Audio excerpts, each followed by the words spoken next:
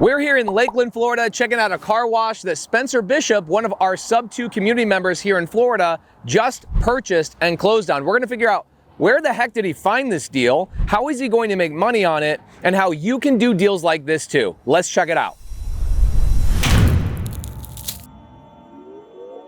Spencer, dude, thank you so much for having us at your car wash. Absolutely. It looks like it's functioning. Yeah.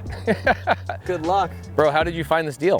Wholesalers out of your Facebook group. Oh my gosh, that free group. Oh my gosh, dude, the first time we launched that Facebook group, the first month, somebody told me I was crazy for doing that. They're like, who wants to run a Facebook group? I go, just imagine. All over the country, wholesalers that don't know what they're doing, don't know what kind of leads they have, they just pump them into that free Facebook group, and trained badasses like yourself can just pick those leads up. It's like a surplus superstore of deals. I just choose them, so pick them great out of there, man. So you were scrolling through the Facebook group and saw the deal? Yep, it popped up on my feed because I'm so active in there that it keeps me pretty frequent. It pops up new, people's new posts and things like that, and saw it pop up. I was like, Lakeland, oh, I need to take a look at that. And I actually thought it was a different car wash that I was more interested in. And then I was like, hey man, I need to come out and see the property right away. Can you meet me there? Came out, did the deal. Did the wholesaler already have it under contract? Yes. Okay. Yep, he was direct to seller. And he was also an agent.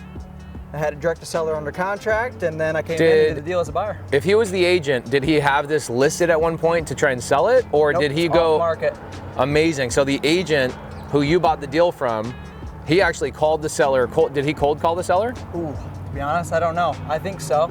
That's interesting because this deal, there's no way this is functioning, obviously. Right. How long do you think this has been dead? Easily a couple years. Okay, so people are driving by this for a couple of years. Why we know, guys, it's been dead for a couple of years is you can see all the crackheads here in Lakeland, Florida. You guys don't have crackheads, right? Oh yeah, it's Polk County. It's like meth capital of the world, Okay, man. so meth capital of Florida right here. You can tell people are trying to break into this stuff all the time. They wouldn't feel comfortable doing that unless the property had been sitting vacant for quite some time. And you'll see as Eric does B-roll over all of our interview, you'll see this place. There's not one functioning part of this. I think the only thing that's gonna stay is the concrete. Right. Everything else is gonna be rehabbed. Yep. Okay, so you reach out to the agent, you meet him here. What was the original purchase price? He had it under contract for $450,000. $450, okay. And did you buy it cash? Did you structure it with creative? What'd you do? Cash. I got a private money for the entire loan, 10% interest only, and then paid out an assignment fee of about $37,500. 30, okay, wow. All right, so $37,500.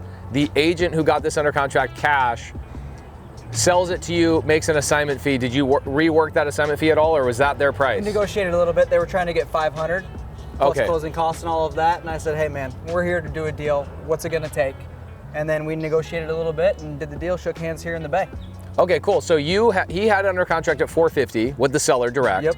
He sold it to you for $487,500. Correct. You basically worked him down $12,500. Yep. So you're probably all into this after closing costs and maybe your first month of hard money, not hard money, but your private money lender, an individual. You're into it $500,000. Yeah. Okay, cool. So what are you gonna do with this freaking thing? Well, I'm a wholesaler by heart. That's how I got started. So, I'm trying to make a quick buck. Obviously, I'm in the name of my game where I can turn that profit a lot quicker right now.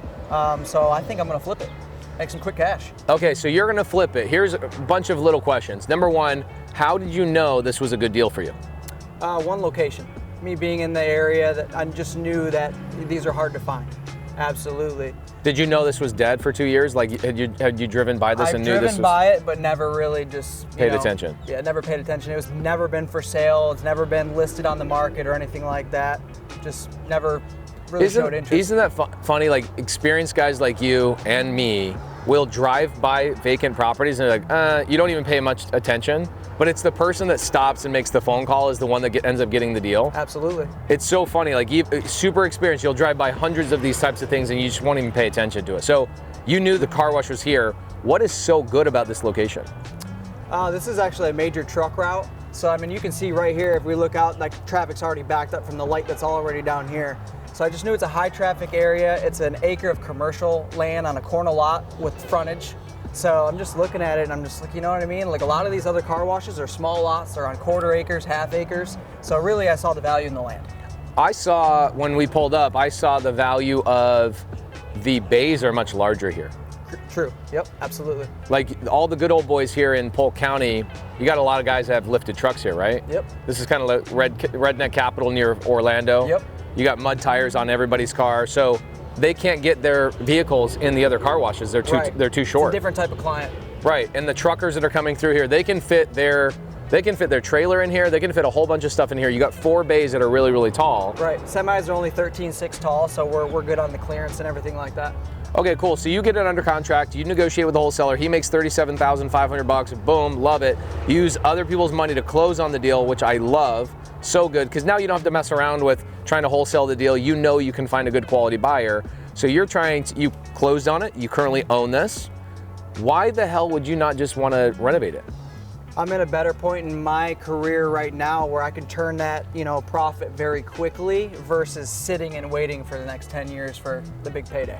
Okay, so we had a conversation before this, and I say holding is a little bit of an older man's game. Yeah. And young guys like you and me, typically we want to make our money go faster. Turn it and burn it. Turn it and burn it. You can take $200,000 this year. Let's say you made 200 grand on it, and you could flip that 4 or 5 times and make $1 million. Absolutely. Versus, what would you have to do to keep this property? Easily 300, 400 grand sink into it. So that means 500 grand. Cash, heavy. Yeah. Okay, so let's say it's 500,000. You'll see there's literally nothing that will stay here. Everything will be redone.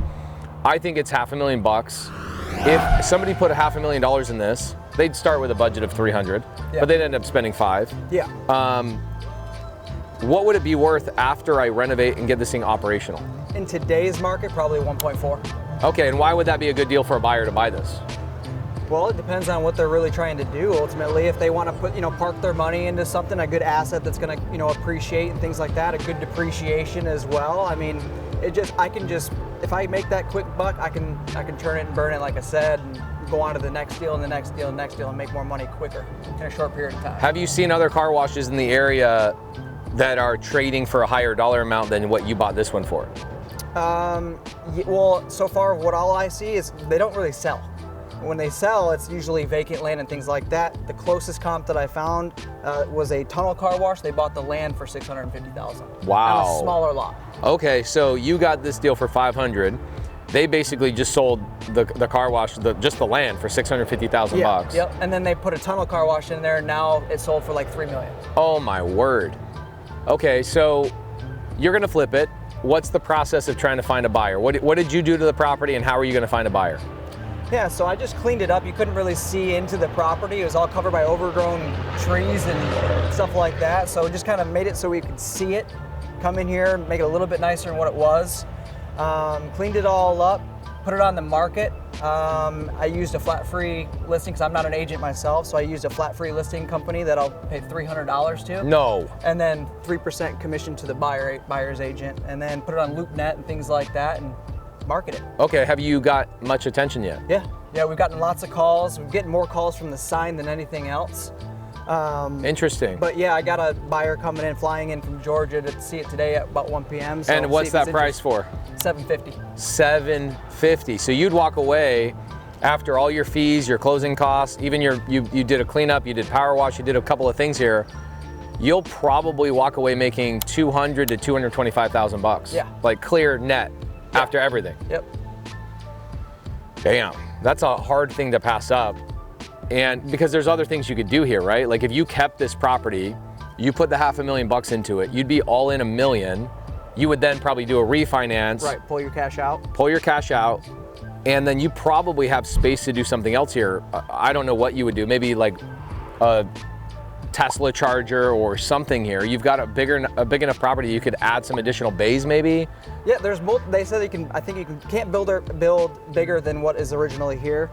So I mean, we were even thinking like truck parking or any other type of thing to bring in more revenue for the property. Interesting. So maybe like a storage thing where people can park overnight or something along those lines. Yeah, there's a lot of options. You can kind of get as creative as you want with it. Okay, so the buyer that's coming in today, have you had any indication of them trying to renegotiate with you, or are they like, I'm flying in? They have said nothing about the price. Wow. And he's already sent his money guy over here, which I met here in the pouring rain this past weekend. and we talked for a while, and now they've made the second appointment where the partner is flying in from Georgia. Wow. They would have already started talking price if they wouldn't have had the guy fly out. It's time to go, baby. Let's get it done. They see the value here. This is so great. So yes, somebody, the agent, sees the empty car wash, picks up the phone, locks it up, puts it in our free Facebook group, right? You're in there actively doing deals all the time. Yep. Right? What's your name on Facebook? Is it just Spencer Bishop? Yep. Okay, so Spencer, guys, by the way, our free Facebook group, go in there and network with Spencer. You go, boom, I want that deal. You negotiate him down, he makes $37,500.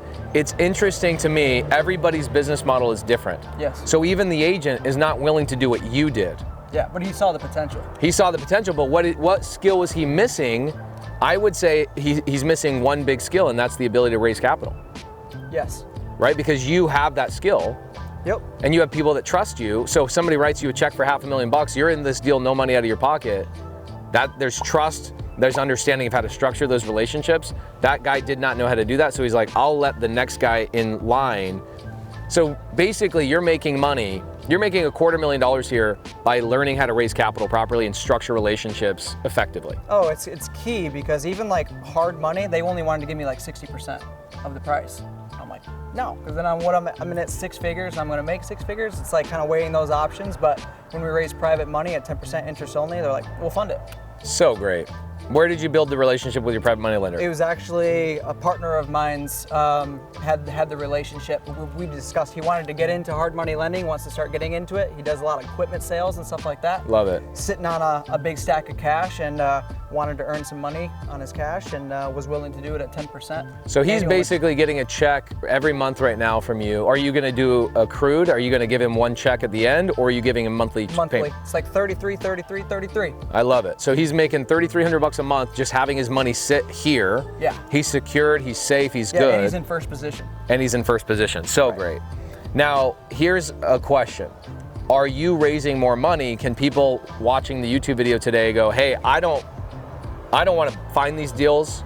I want to work with guys like Spencer. Are you raising more private capital? Absolutely. We're always raising capital, but we're looking for good relationships that we're not so transactional. And what does that mean? It means that I don't want to just be one and done. I want a relationship with you that we can go on to do hundreds of deals together and build our wealth separately and together. Love it. Okay, so guys, Spencer Bishop, he's a great leader in our community. You'll see him also in the free Facebook group. Are you only doing deals here in Lakeland? No. I grew up in Michigan, so I'm doing deals up there, but we're venturing out a little bit more. Really across Central Florida, though. All Central Florida counties, coast to And coast. what does that mean city-wise? Tampa, St. Pete, Daytona, Orlando, Titusville. Where all the action is happening, where all the people are moving, where the populations really are, where the appreciation is crushing it. You know, back in 2020, there was appreciation rates of like 20% here, which is ridiculous. So if I can just do enough to get ahead of that, it's like, how much can I do? You know what I mean? Because if you have one house and it goes up on average 5% or whatever it is, but if it's going up 20% and you got 10, 15 houses. Yeah. Last question, you think you'll regret selling this property off? Yeah, but not today. I love that. It's a good answer. I think we all have these regrets, like all the flips you've done, you drive by them a year later and you're like, gosh dang it, I should have kept that house. Yep. But at the time, it was the money you needed to get to the next phase. Right? There's deals that we turned down last month that I'm like, gosh dang it, I know if I kept that thing, I'm gonna make a couple $1 million on it, but I'm not gonna make that money for 5 years. Right. So a better allocation of my time and resources is turning and burning like what you're doing here. What I always say is money is worth more now than it is tomorrow. Yep. So if I can turn it and burn it quick today, I'll do that to get on to the next one, so I can get to that fat stack to then start parking my money in the right assets, even though I'm buying along the way. Love it, love it, love it. Thank you, Spencer, I appreciate you, brother. Absolutely. Guys, we'll see you in the next video.